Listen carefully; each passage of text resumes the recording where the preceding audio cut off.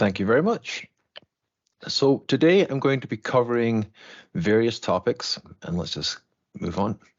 I'm going to start off with a little bit of definitions of HMI and traditional definitions of how that's defined. And then we're going to talk about challenges and trends within the industry, talk about some use cases and simulation use cases. Then talk about the ADAS and HMI simulator capabilities, increasing the realism of your user interaction through simulation. Where does VR fit into the HMI development process? Talking about the ADAS sensors and how we can possibly use those within the VR context. And then how we can use the HMI and the VI dashboard technology to prove out dashboard techniques, dashboard designs within a more interactive environment. And at the end, there will be some question and answers, so please make sure you get your questions in. Let's start off with some definitions. Here's some traditional definitions for HMI, and a lot of you probably know or are very familiar with these. This is the hardware or software through which an operator interacts with the control of the vehicle features. So this can be through buttons on the steering wheel, buttons on the dashboard, interactive display panels within the vehicle. It's also the software that allows the human operator to monitor the state of the process under control, whether it's a navigation process or a ADAS feature or a vehicle feature. They're allowed to modify that control, so the settings can be adjusted, and then obviously manually override the control operation in the event of an emergency. And that classifies under what I call ADAS features. So the handoff event between an automatic control and the user taking control of the vehicle is also a very important feature of ADAS. And to be able to do that in a safe, controlled environment is very important. And that's where simulation can help the evaluation of that handoff event. HMI also can be used to display what I call process status or information about status and historical information. Things like, what was my fuel consumption over the last week? Give me parameters about my vehicle, performance of my vehicle. So there's a lot going on within an HMI interface that needs to be designed properly and evaluated properly to get the right product in front of the users in a safe and controlled manner. Challenges within the industry, and I've bolded a couple of things here which I think are key areas that VI grades technology can help in the evaluation process of an HMI interface. The vehicles are getting more complex and the digital interfaces are becoming more and more detailed and, like I said, complex within the vehicle environment. We've got to be able to ensure that it can be safely used while minimizing driver distraction. Varying user context is also very key. How a user interacts with an HMI device when they are sitting in a parked car is very different than how a user interacts when they're driving down the road at 70 miles an hour in a rainstorm at night in traffic. And we have to take that into consideration when we're evaluating our HMI interfaces. And how do we do that in a safe manner? And I'm hoping to show you some technologies here that will, make that very user-friendly and capable for evaluation. Limited screen real estate is also a challenge. I mean, the screens within the vehicles can be small. So how do I get all that information from the driver and they're not straining or taking their eyes off the road to get that information that they need out of the system? It's got to be ease of use for non-technical users. Make the user interfaces as easy as possible for that user to use. We also have to future-proof our designs. A vehicle will be, within a user's possession for 5, possibly 10 years. And the software that goes on that vehicle is not necessarily the software that it's going to have for the rest of its life. We have to be able to update that software over the air downloads, refresh it. Cars are becoming very much like phones, and the expectation is that that software stays fresh and up to date. So not only do we have to consider the usability, but also the upgradability of the software products within the environment. And just recently, I bought a new vehicle, and I think a large majority of the delivery process was the salesman walking me through the usability of the interface. It wasn't, features of the car that are typical. Here's your engine. Here's where you put your washer fluid in. That's all expected these days. The differentiator is the interfaces within the vehicle.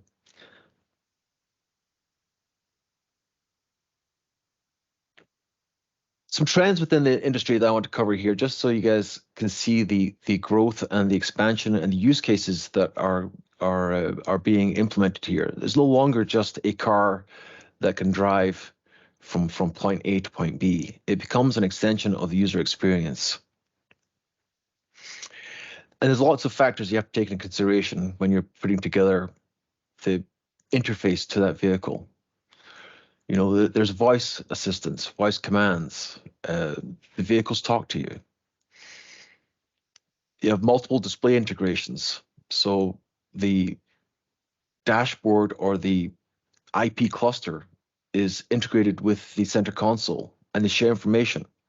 And sometimes I can configure screens to be in multiple places or information to be in multiple places. Screens can span the entire dashboard. Passengers can have their own screens. They can have screens in the rear of the vehicle as well for the passengers in the rear. Screens can disappear. They have screens that can lower into the dashboard, and if that happens unexpectedly, users can be somewhat perplexed. Gaming on the go. Believe it or not, people are playing games in their cars, and they're using their center consoles and their HMI devices as an entertainment device. There's in-vehicle streaming services. Not only am I streaming maps and information to the vehicle, but I'm also streaming possibly video services. And people are watching movies in their cars. Central onboard computers. There are 10, 20, 30 computers within the vehicle, all integrating, providing information to the driver. And that all has to be controlled and targeted to these user interfaces that we design our HMI devices around. Wireless connectivity. Integrated climate control, individual climate control for the passenger, different from the driver, different from the rear seats. How do we easily provide that level of control and configuration to the user? The cars are also becoming very customizable, and the car that I bought recently has ambient lighting. I can change the color of my interior and have that change based on what sort of music I'm playing. Video cameras are also a large technology that's being integrated, interior and exterior. Video cameras for monitoring the driver, video cameras for monitoring the surroundings, all have to be targeted and channeled to the HMI device for the user to interact with. Driver's assistance features are huge. Everything from a GPS navigation device, where I'm assisting the driver in turn-by-turn directions, to advanced vehicle controls like assisted braking, cruise control, even getting into semi-autonomous, where I'm actually lane assisting or somewhat taking control of the vehicle from a driving feature. There's some standardizations within the industry, Apple CarPlay and Android Auto. I know Android Auto has a large share of the market. And, how do we design around those and ensure that we have or taking advantage of everything that the OS is providing us? And again, app-based control. Users want to be able to download and update their vehicle with new apps and new features. And how do I safely interact with an app store and manage purchases and various other things within the vehicle? And all of this has to be managed in the context of, I'm actually driving this vehicle, and this vehicle, is out there on the road, and I have, various conditions under which that vehicle is driving, and the user interface has to be able to accommodate all those conditions and be able to provide me the information that I need in the right manner without distracting me and being incredibly efficient.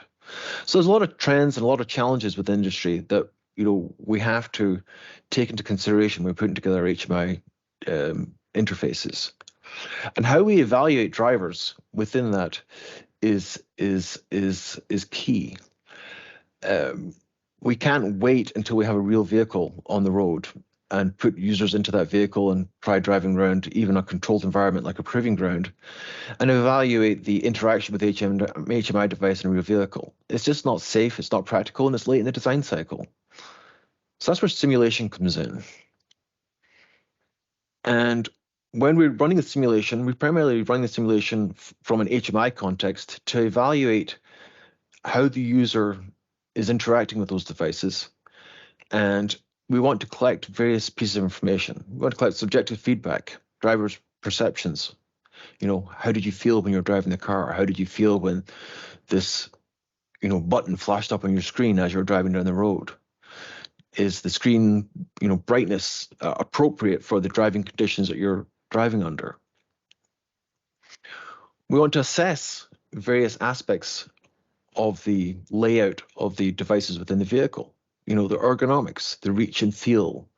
How clear is the display? How distracting is the display? We want to monitor the driver's interaction. When the driver makes a lane change and they suddenly look down at the device, how did they interact with that device at that point? And is there something we can do within our interfaces to improve that? Drivers' reactions to things that are happening in the vehicles. I mean, vehicles have a lot of haptic feedback. We have lane sensors that can vibrate your seat. We can have alarms that go off. We can have flashing on the screen.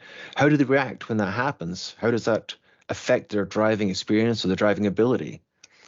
How aware is a driver? Are there certain applications we want to put on those devices that we may not want to enable as when we're driving? You can only enable when the vehicle's parked. We obviously don't want users driving down the road watching YouTube, but is there a way we can do that and still not distract them from driving? It really scares me to think that we could put YouTube into a heads-up display, but if it can be done safely, why not? Driver behavior, how they behave and how they feel when they're interacting with that device.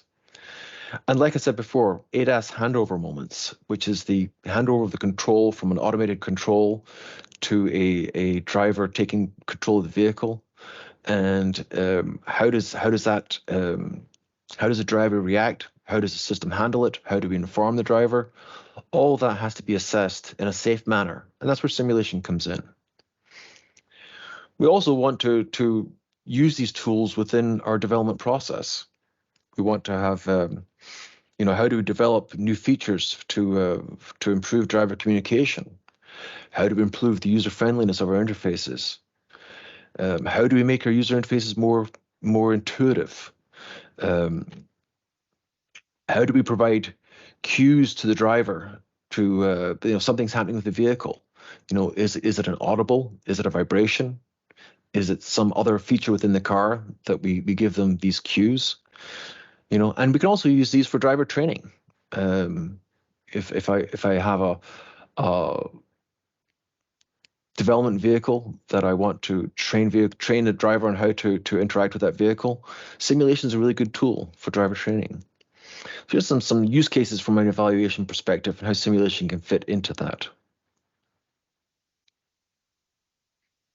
So within VI Grade, we produce driving simulators, and we have over the years increased our offering of integrated technologies to provide new levels of realism within the simulation space. We have a vision of zero prototype capabilities where you don't have to build physical hardware, and you can evaluate a lot of your prototypes and development within the virtual space. And there's various technologies that come in, or components come together within our simulation space that integrate to give you the full feedback capability of a real driving experience. I'll start off with visualization. We can have large monitors within the simulation environment, projecting the world that the driver sees as they're driving down the road.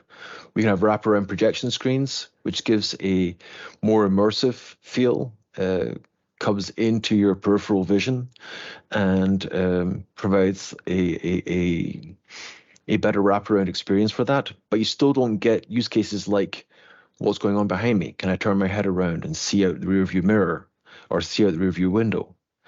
And then VR XR is now coming into play, where I can immerse the user within the environment with real content that simulates the vehicle interior, gives them a much more immersive view of the world, full 360 capabilities. We also want to bring into the mix the hardware that the user controls the vehicle with: the steering wheel, the pedals, the seats, active systems. I just counted the other day on one of my cars that I have a steering wheel which can have 16 different buttons on the steering wheel for interacting with the vehicle. And as I'm driving down the road, I'm not going to look at my steering wheel and say, which button do I press now? So we want to be able to bring that into the simulation and evaluate how the user interacts with the real hardware within the vehicle.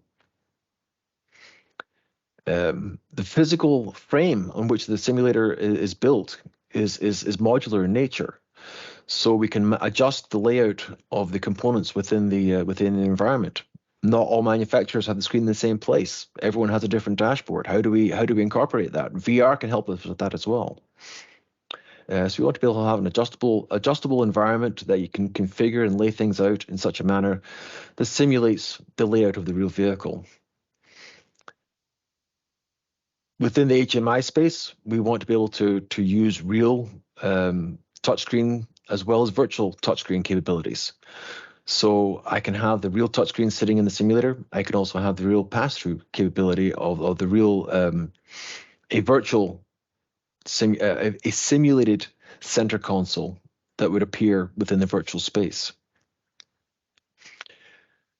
We want to be able to monitor the driver, whether I'm pointing cameras at the driver and recording their sessions, so I can look at their physical reaction to the vehicle, whether I'm simulating the cameras of that vehicle, or even we have the capability of adding biotelemetry to the driver, where I can get the driver to wear a biotelemetry suit and monitor their vitals as they're driving the vehicle, their pulse, their sweat rate, various other things. All these give feedback on how the user reacts with the driving experience.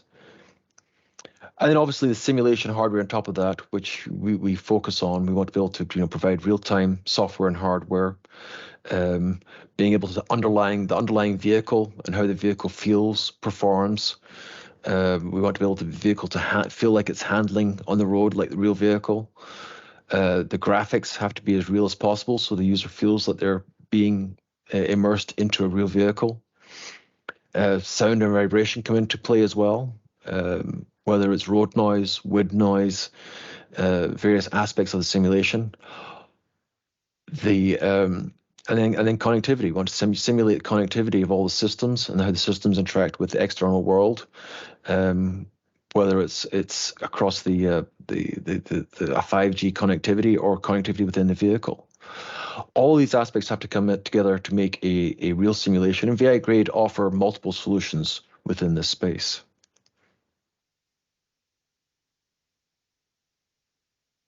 Now, this is an example or slide talking about the sort of some of the technologies that come into play that people don't necessarily think about when they are thinking about evaluating HMI devices.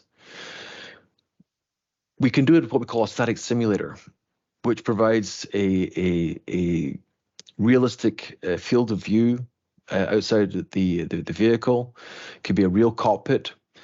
It can allow for real HMI integration and testing.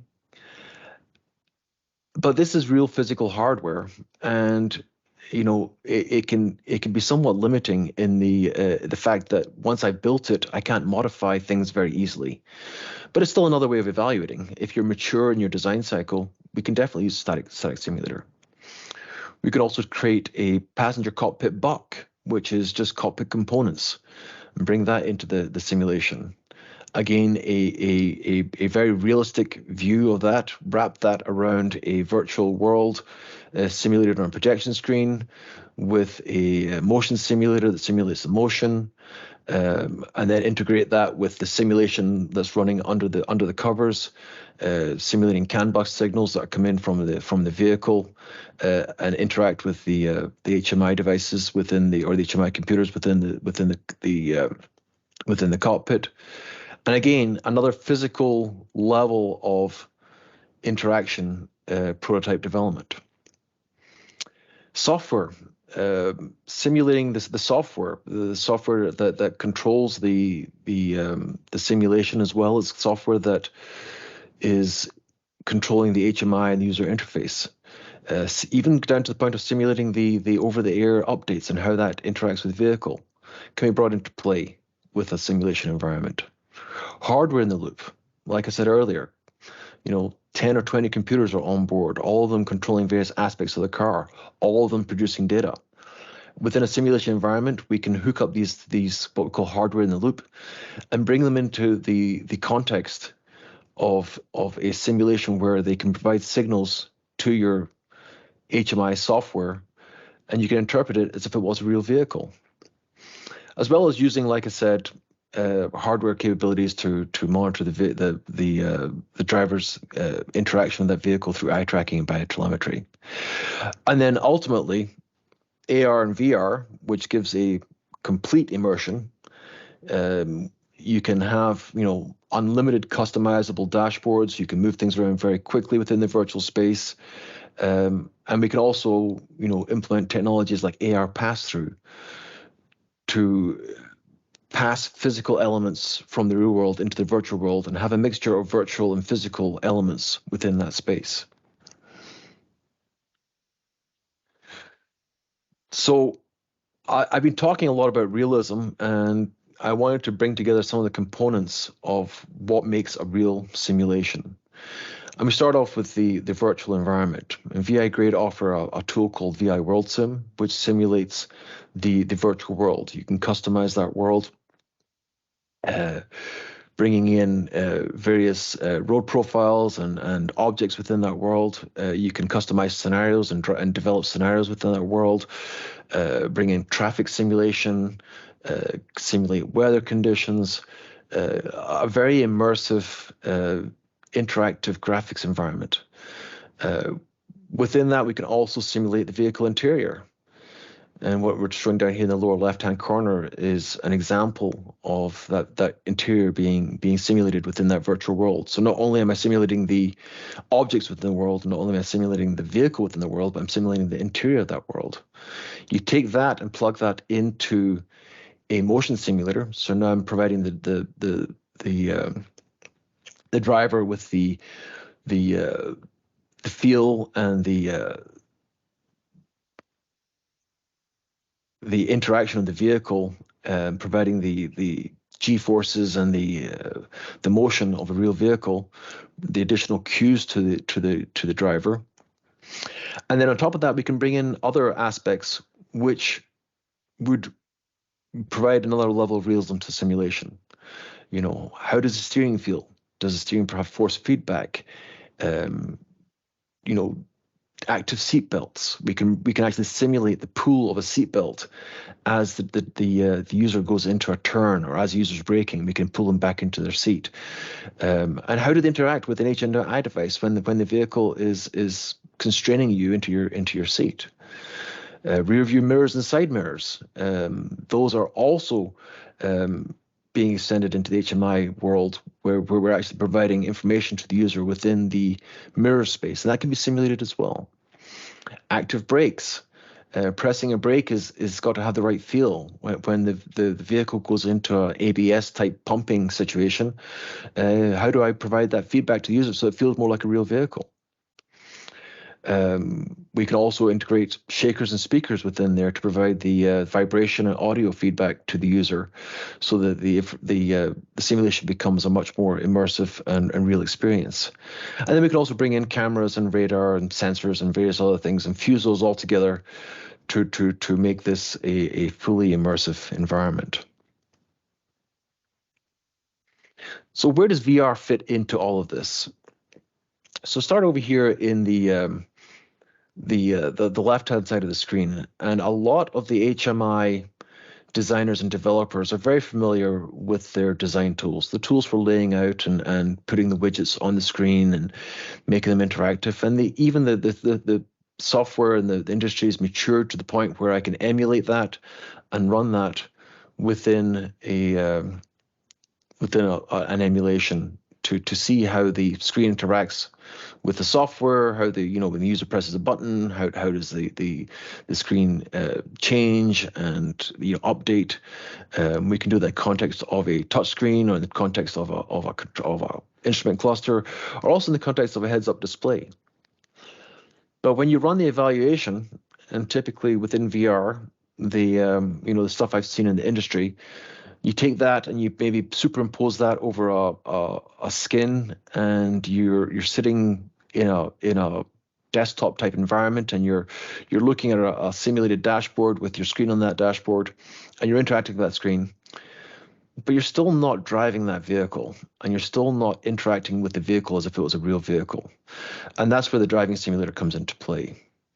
So we take these emulations and we run them within our world sim, where I'm simulating the world, and I'm simulating the interior of the vehicle, and I'm superimposing what we've developed in the design space into the simulation, and I plug that into a full motion simulator that has all of these components I just talked about coming into that simulation. And I can provide from that simulation, I run that simulation, and I can simulate all the aspects of the vehicle, whether it's the ECU feedback or the GPS signals or sensors from that vehicle, that I can then loop back in through CAN bus, GPS, and sensors back into the emulation software to update the display. And the VR fits right here on the front end of the simulation within the VI technology stack.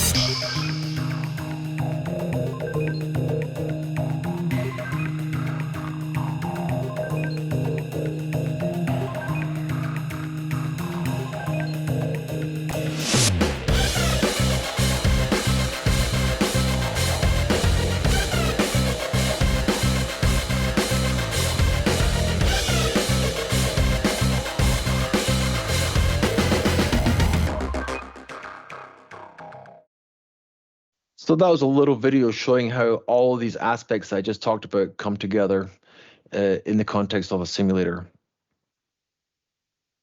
So I just wanted to cover a couple of items with regard to how HMI ADAS interact with the VR environment and what you can do within the space of the technology stack that VI Grade provide. ADAS algorithm validation.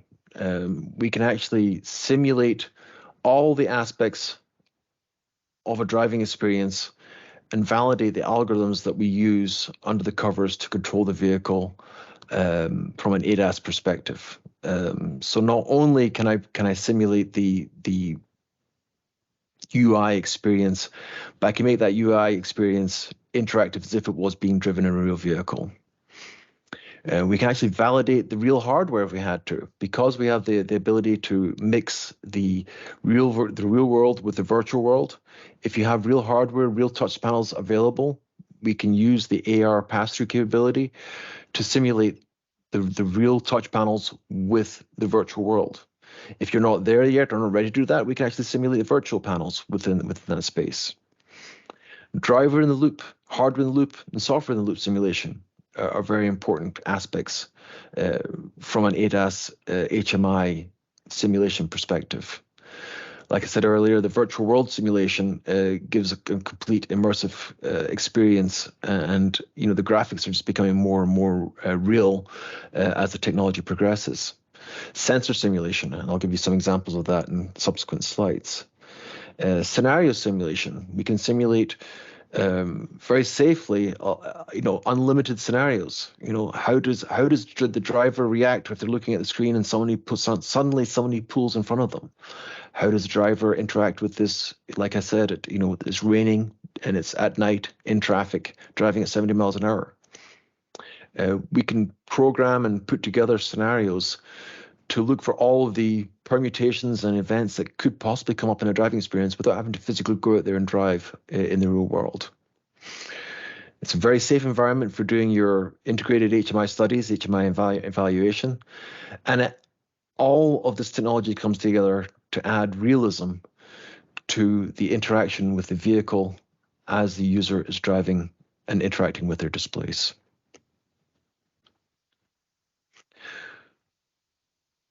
I did mention that we do simulate sensors, and those sensors can be fed, or the information from those sensors can be fed to your ADAS algorithms and your HMI interaction. Here's an example where I've developed a scenario where the car is sitting here, and your ego car is this blue car sitting boxed in by these three cars. And I'm simulating a LiDAR sensor, which is sending out a beam and looking at the environment.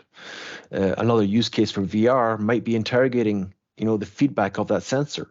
And this is an example here where I'm looking at the output of that sensor and putting myself within the sensor space to interactively look at the sensor output and evaluate the quality or what the sensor's seeing within that space. Also, from within our VI World Sim, we can simulate radar, camera sensors, ultrasonic sensors, depth sensors, laser scan sensors, and all that information can be fed back into your HMI emulation so that you can actually develop your algorithms using real sensor data as if it was coming off of a real vehicle. And we provide a lot of the interfacing to these sensors through MATLAB, Simulink, ROS, Python, and C++ API libraries. Just want to talk a little bit here about the VI dashboard capability, because ultimately within the HMI space, the simulating the instrument cluster and the center console panels are very important within this space. And VI Grade offer a dashboard capability that works within the World Sim environment and works on the with physical screens on the real simulators as well the virtual space as well. Whether it's a user interface with icons, or you're trying to simulate climate control or radio function or phone control, you can mock up within your tool of choice. We primarily use the Qt environment for this. You can mock up the layout in your traditional manner and very easily project those within your simulation environment. You can also use that for simulating your ADAS controls, whether it's turning on and off features or configuring the limits within the ADAS control or how the vehicle interacts. Again, very interactive design capabilities, and these all provide inputs and outputs to the simulation, allowing the simulation to react to the user's configuration in a very easy manner.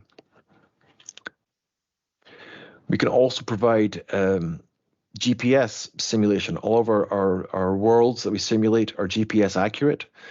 And another output from that is GPS location, which you can then realistically simulate a nav turn-by-turn capability if you're trying to design one of those, and bring that into your HMI space where the actual vehicle position can be updated in real time from the simulation.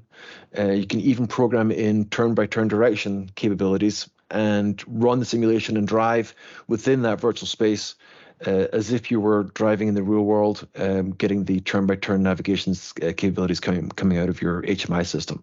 All of that can be simulated.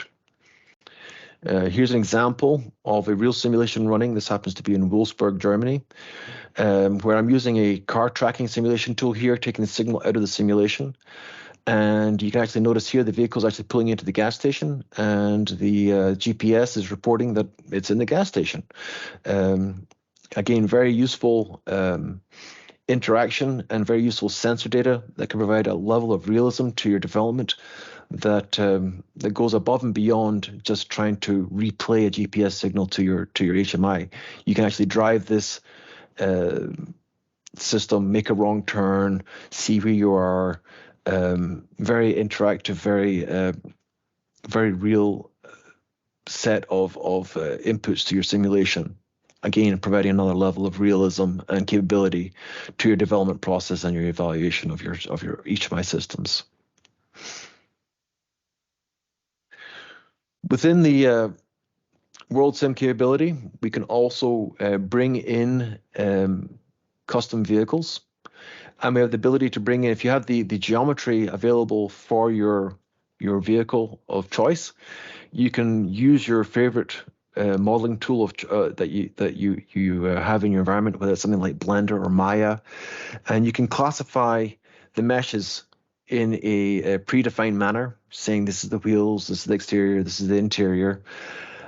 And then we go through a very easy import process within our world environment, where we can bring into the Unreal Engine, we can modify within the Unreal Engine to provide additional texture mappings and such like within the model space. And then that can then be brought into the World Sim environment, can be provided as a input or as a configurable entity that you can use as your ego vehicle or as traffic vehicles, where we can simulate the exterior and interior of that vehicle.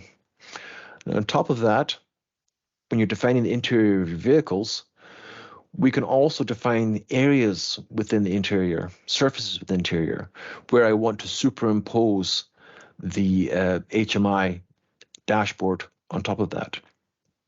And I can take these and put these into the simulation, very easily configured through our DriveSim VI dashboard configuration module. And these dashboards can be interactive and update from the simulation. So not only can I superimpose them on top of the virtual skin that I just imported, but I can also have them active and providing the feedback in real time from the simulation, whether it's an ADAS type, feedback like, I'm being warned about leaving my lane, or I'm getting the feedback of the speed of the vehicle, or I'm getting some level of G-force coming from that vehicle. All that information can be displayed within the virtual environment and within the VR environment. And then I'm going to show you here, in closing here, this is the how it all comes together within the VR space, where I've actually simulating the dashboard superimposed on top of a skin that was imported, that is then being run within the virtual world using the VI World Sim technology and capability. So hopefully that gives you some idea of how VI Grade can help you improve the realism of your simulation and realism of the interaction with your HMI designs.